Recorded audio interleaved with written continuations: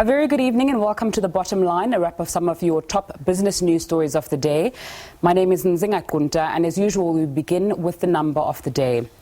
Today, that number is 44%. Now, according to Statistics South Africa, women fill 44% of skilled posts in South Africa, which includes managers, professionals and technicians. Now, there are more women than men in South Africa, comprising of 51% of the total population. The statistics say that women comprise of 24% of heads of state-owned enterprises and only one woman CEO at the JSE. Gender representativity is still below the 50% mark for positions that come with a great deal of influence, such as in the judiciary, big corporates and state-owned enterprises. Statistics South Africa says women account for 43.8% of the total employment in the second quarter of 2018, and only 32% of managers in South Africa were women. Women dominate the domestic worker and clerk or technician occupations, with men dominating the rest. Only 3% of domestic worker jobs are occupied by men, while 10.9% of craft and related trade jobs were occupied by women. Women are more likely than men to be involved in unpaid work. So tonight we'll take a closer look at women in the workspace with that number top of mind. I'm joined in studio by Nosipho Damasane. She is the CEO of the Bombela Group and author of Finding the Woman Within. Thanks so much for your time on SABC News this evening. Let's go a little bit back. You studied accounting and finance in South Africa in the late 1980s. Give us context on what was that like and what you believed your future was going to be, considering the political context. Good evening. It was actually a very difficult time, and therefore just making that decision to break the line and go into accounting was a bold step. And just finishing the degree in accounting, you would know what would happen to you in terms of where we would get proper employment. The biggest target for us studying in black universities was at least I must go into the top 5 in terms of getting employment with the audit firms. And to cut the story short, I actually got into audit firms by actually applying for a job for bookkeeping and turned the interview around to get into articles. Okay. So since then, you've worked as the vice president at massive companies. Also, you're the CEO at Bombela. What would you say about that space in terms of representation of women? It's still a big challenge. So we see a lot of publicity in the few of us that are actually making it into these positions. There's a whole lot more of bright women that are not getting the opportunity. So it's still very much male dominated. I was shocked when I got into the Bombela environment and realized still how many men are sitting in the proper CEO positions and roles. And I think the transport industry, which is what I represent, we still have a long way to go.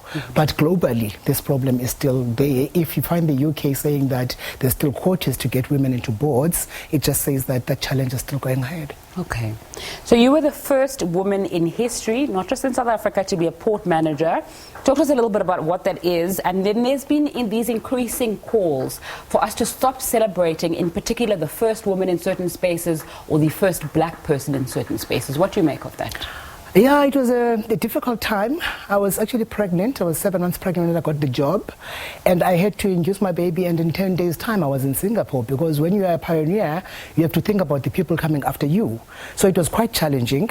The other thing was it was a new industry for me because I'm an accountant. So just to get in and talk about TEUs and all the language that is used in the port environment, working with predominantly white male who actually understand the language and have been there for years, was a big challenge. Mm-hmm. So when you were at the Richard Bay coal terminal, it's reported that you worked day and night and that you even physically were moving coal in shifts. You someone who said that you used to sleep for 3 to 4 hours. What's the importance of rest, and how much do you think that plays a role in success? I think I discovered rest later in life. I'm actually start understanding now the importance of weekends.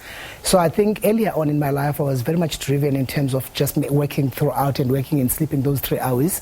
Again, having to set the example, us women still have to work 3 times as hard to actually just match our counterparts.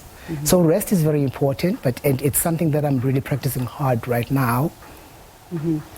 When women CEOs in particular are interviewed and women in positions of power, there's always a question about work-life balance, which men perhaps don't get asked as much about. Talk to us, especially with that example that you gave us, inducing your baby early so that you could prove something and carry on working, how important that is, and how you would suggest that people who are in similar positions to you or want to get there would deal with that balance. I'm actually realizing that most women are still asking that question of work-life balance. I have a boss who call it a scam because it's never really practical. But I do think that we strive to actually strike the balance because we're still mothers.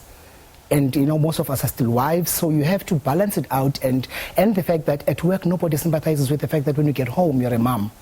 And I do think that work-life balance is something that we have to strive towards all the time because it's not going to kind of come by itself.